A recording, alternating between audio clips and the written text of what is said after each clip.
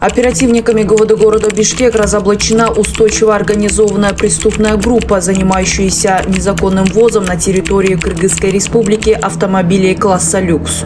Оперуполномоченными управления уголовного розыска ГУВД города Бишкек получена информация, что на протяжении 3 лет действует устойчиво организованная преступная группа, которая занимается перегонами автомашин, минуя таможенную службу Кыргызской республики, находясь в преступном сговоре с сотрудниками ГП УНА МВД Кыргызской республики. Таким образом, члены преступной группы предоставляли сотрудникам государственного предприятия заранее подделанные документы на автомашины, а они, в свою очередь, занимались предоставлением незаконных услуг в виде первичной регистрации дорогостоящих премиальных автомашин. Своими преступными действиями они нанесли ущерб государству в особо крупном размере – 29 миллионов 600 тысяч сомов.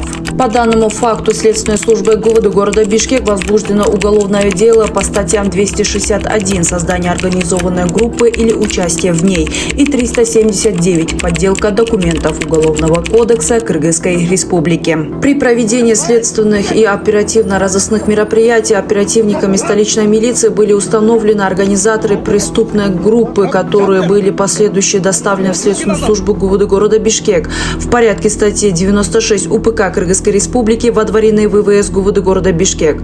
Свердловским районным судом города Бишкек в отношении подозреваемых лиц избрана мера пресечения в виде заключения под стражу с содержанием в СИЗО номер 1 города Бишкек сроком на 2 месяца. Отметим, что в рамках возбужденного уголовного дела в отделение милиции были доставлены сотрудники ГП УНА МВД Кыргызской республики.